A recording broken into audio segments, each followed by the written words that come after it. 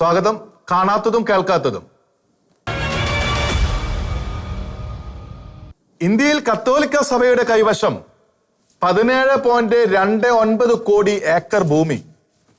ഒരു വഖഫ് പക്ഷ യൂട്യൂബർ കൊണ്ടുവന്ന പടക്കം. മറ്റു ചിലർ എടുത്തു കീശയിൽ തിരുകി.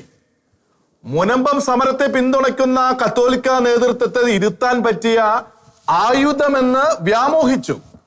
അത് അവരുടെ സാമാന്യ ബുദ്ധിക്കെതിരെയാണ് പൊട്ടുകയെന്ന് തിരിച്ചറിഞ്ഞതുമില്ല. 17 കോടി ഏക്കറിന്റെ കണക്ക് കേട്ട് ആരെങ്കിലും ഞെട്ടിയോ? എവിടെ നിന്ന് വന്നു ഈ കണക്ക്? സത്യം പറയണമല്ലോ, ഈ കണക്ക് ഇസ്ലാമികവാദി യൂട്യൂബറുടെ സൃഷ്ടിയല്ല. കത്തോലിക്ക സഭയെ വിമർശിക്കാനുള്ള തിടുക്കം കൊണ്ട് കണ്ണടച്ചു വിശ്വസിച്ചു പോയ ഭോഷത്വം. അത് ഗൂഗിളിലെ പരിശോധനയിൽ നിന്ന് മനസ്സിലാകും. DNA-യിൽ ഋത്തിക് രാജ് എന്നൊരാൾ എഡിറ്റ് ചെയ്ത് ചേർത്തതും 2024 ഫെബ്രുവരി 11 അപ്ഡേറ്റ് ചെയ്തതുമായ റിപ്പോർട്ടാണ് അതിന്റെ ഉറവിടമെന്ന്. അതിൽ പറയുന്നു, രാജ്യത്തെ കത്തോലിക്ക സഭയ്ക്ക് 17.29 കോടി ഏക്കർ ഭൂമിയുണ്ടെന്ന്. പള്ളികളും കോളേജുകളും സ്കൂളുകളും ഒക്കെയായി സ്ഥാപനങ്ങൾ ഉള്ളവയാണ് ഈ സ്ഥലം അത്രയുമെന്ന്.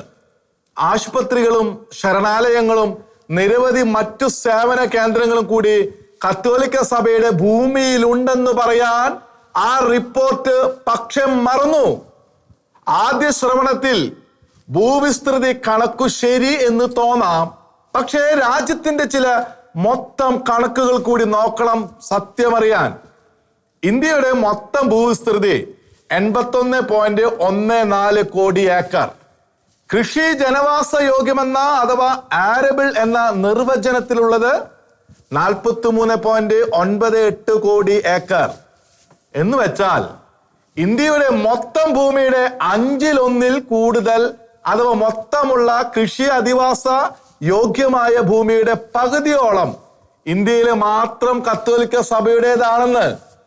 ലോകത്താകെ കൃഷിയോഗ്യമായത് 350 കോടി ഏക്കറാണെന്നും കൂടി ഓർക്കുക.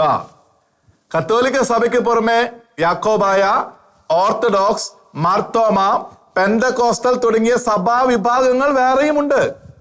ഇവരുടെ എല്ലാം കൈവശമുള്ള ഭൂമി കൂടി കണക്കിലെടുത്താൽ പാവം ഇസ്ലാമികരും രാജ്യത്തെ ജനസംഖ്യയിൽ 80% വരുന്ന ഹൈന്ദവരും സിഖുകാരും മറ്റും എവിടെയാണ് ആവോ അധിവസിക്കുന്നത്? ചന്ദ്രനിൽ സ്ഥലം വാങ്ങൽ തുടങ്ങിയിട്ടുമില്ലല്ലോ. ഇതുകൊണ്ട് തീരുന്നില്ല ഋത്തിക് രാജിന്റെ അത്ഭുത കണക്കുള്ള ലേഖനം. ആശുപത്രികളും കോളേജുകളും സ്കൂളുകളും അടക്കം ആസ്തി മൂല്യമുള്ള സ്ഥാപനങ്ങൾ ഉൾക്കൊള്ളുന്ന കത്തോലിക്ക സഭയുടെ ഈ 17.29 കോടി ഏക്കറിന് വില മൊത്തം 20,000 കോടി വരുമെന്നാണ് ഇതേ റിപ്പോർട്ടിൽ പറയുന്നത്. അതായത് ഏക്കറിന് ശരാശരി 1,160 രൂപ. എന്ത് ആരോപണവും പഴിയും കേൾക്കേണ്ടി വന്നാലും കത്തോലിക്കർ സമ്മതിക്കില്ല സഹോദര, തങ്ങളുടെ ഭൂമിക്ക് വില ഏക്കറിന് 1,160 രൂപ മാത്രമേ ഉള്ളൂ എന്ന്. സർക്കാർ നിശ്ചയിച്ച താരിപ്പെന്ന് പോലും പറയാൻ കഴിയാത്ത ഭോഷത്വമല്ലേ ഈ വിലക്കണക്ക്? ഇത് ഭൂവിലയുടെ പ്രശ്നമല്ല, സർക്കാരിന്റെ വിവരങ്ങൾ പ്രകാരം തയ്യാറാക്കിയ കണക്ക് എന്ന് അവകാശപ്പെട്ട് ഋത്തിക് രാജ് അവതരിപ്പിച്ചതിന്റെ വിശ്വാസ്യതയുടെ പ്രശ്നമാണ്.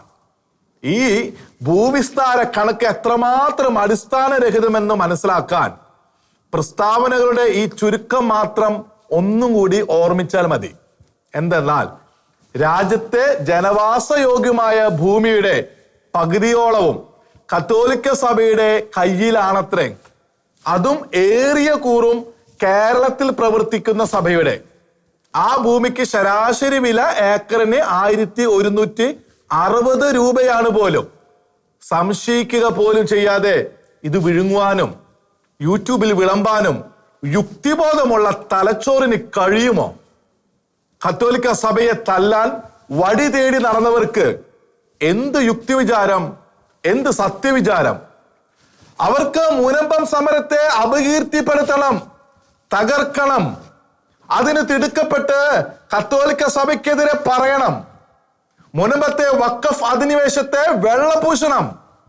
അധിനിവേശത്തിനുള്ള അവകാശം മതാവകാശമായി നിലനിർത്തുകയും വേണം. പക്ഷേ അതിനു വേണ്ടിയായാൽ പോലും കണക്ക് വ്യാഖ്യാനിച്ച യൂട്യൂബർക്ക് തെറ്റി. സർക്കാർ കഴിഞ്ഞാൽ രാജ്യത്തെ ഏറ്റവും വലിയ ഭൂവുടമ കത്തോലിക്ക സഭ എന്നാണ് യൂട്യൂബർ പറഞ്ഞത്. യഥാർത്ഥത്തിൽ 17.29 കോടി ഏക്കർ ഉണ്ടെങ്കിൽ സർക്കാരിനേക്കാൾ വലിയ ഭൂവുടമയാണ് കത്തോലിക്ക സഭ എന്ന് യൂട്യൂബർ പറയണമായിരുന്നു. കാരണം കേന്ദ്ര സർക്കാരിന്റെ വകയായി റെയിൽവേയുടേതടക്കം ഭൂസ്വത്ത് 38 ലക്ഷത്തോളം ഏക്കർ എന്നാണ് അപൂർണമായ കണക്ക്.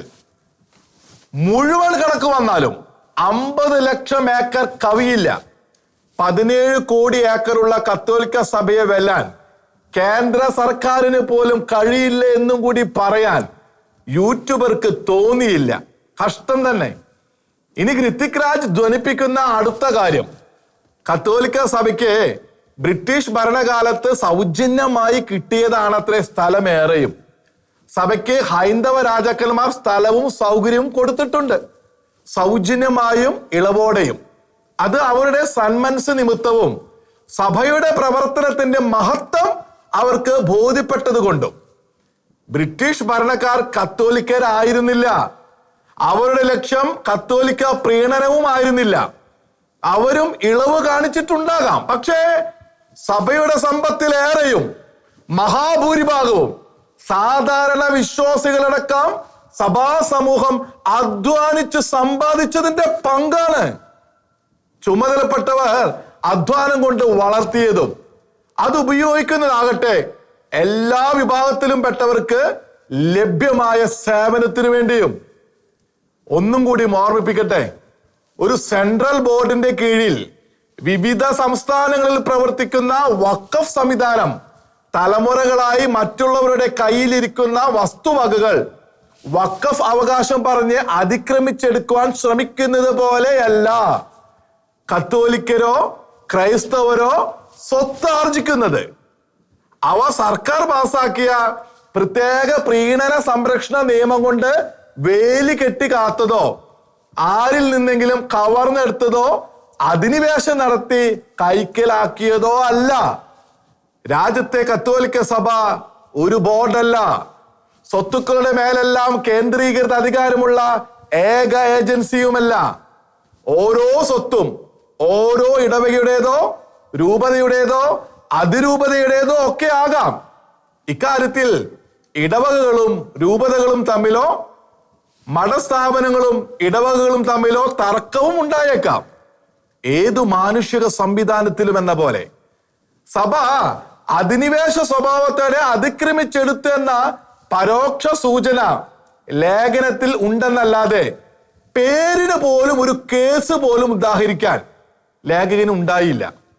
കത്തോലിക്ക സഭയോടുള്ള ഏതോ മതാധിഷ്ഠിതമോ മുൻവിധിയോ മാത്രമാണ് ഈ ലേഖനത്തിലെ തെളിവില്ലാത്ത ആക്ഷേപങ്ങളുടെയും പിന്നിലെന്ന് കരുതാൻ ഏറെ ആലോചന വേണ്ട. ഇത്തരം ആക്ഷേപങ്ങൾ തീവ്ര ഇസ്ലാമികവാദിയോ തീവ്ര ഹിന്ദുത്വവാദിയോ ആര് പറഞ്ഞാലും അത് വസ്തുതയാകില്ല. അത് അംഗീകരിച്ചു തരുന്നതോ അത് കേട്ട് ചൂളി പോകുന്നതോ അല്ല കത്തോലിക്ക സഭയുടെ വിശ്വാസ ശക്തി. അങ്ങനെ വാടിപ്പോകാൻ മാത്രം തെറ്റോ കുറ്റബോധമോ അപകർഷ ചിന്തയോ ചുമക്കുന്നവരല്ല ക്രൈസ്തവ സഭ. വർഗീയവാദികളെന്നും ഭൂവുടമയെന്നും വിളിച്ച് കത്തോലിക്ക സഭയെ ആക്ഷേപിക്കാനുള്ള ഒരു ശ്രമവും വില പോകാൻ പോകുന്നില്ല. അത് ഏതു മതത്തിലെ തീവ്രവാദികളുടെ ശ്രമമായാലും. വിമർശനത്തിൽ നിന്ന് വഖഫിനെ സംരക്ഷിക്കാൻ കത്തോലിക്ക സഭയുടെ സ്വത്തു കണക്ക് എന്ന ആയുധവും ചുഴറ്റി ചാടി വീണ വഖഫ് പക്ഷ യൂട്യൂബർമാരോട് മറ്റൊന്നും കൂടി. വഖഫ് ബോർഡിന്റെ അധിനിവേശത്തെ നീതീകരിക്കാൻ കത്തോലിക്ക സഭയുടെ സ്വത്തിന്റെ കണക്കല്ല, ബോർഡ് ചെയ്യുന്നതിന്റെ ന്യായവും നീതിയും യുക്തിയുമാണ് നിങ്ങൾ തിരയേണ്ടത്. ഇതുകൊണ്ടൊന്നും നിങ്ങൾ ഭോഷത്വം കൊണ്ട് ഊട്ടി തൃപ്തരാക്കുന്ന സമൂഹത്തെ ബോധ്യപ്പെടുത്താൻ കഴിയില്ലെന്നറിയാം. അതുകൊണ്ടാണല്ലോ 17 കോടി ഏക്കർ എന്നതുപോലുള്ള ഭോഷത്വം വിശ്വസിക്കാൻ ഒരു ചാനലിന് കീഴെ തന്നെ 2-3 ലക്ഷം മതവാദികൾ ഒന്നിച്ചു കൂടുന്നത്. അവരിലെ ജ്ഞാനത്തിന്റെ അഭാവം തീർക്കാൻ ഒരു സത്യബോധത്തിനും എളുപ്പമല്ല. മതവൈറസ് ബാധ ഫംഗസ് ബാധ പോലെ ആയുഷ്കാലം വിട്ടുപോകാതെ നിന്നേക്കാം. എത്രയൊക്കെ വിദ്യാഭ്യാസം നേടിയാലും കണ്ടുവരുന്നത് അതാണ്.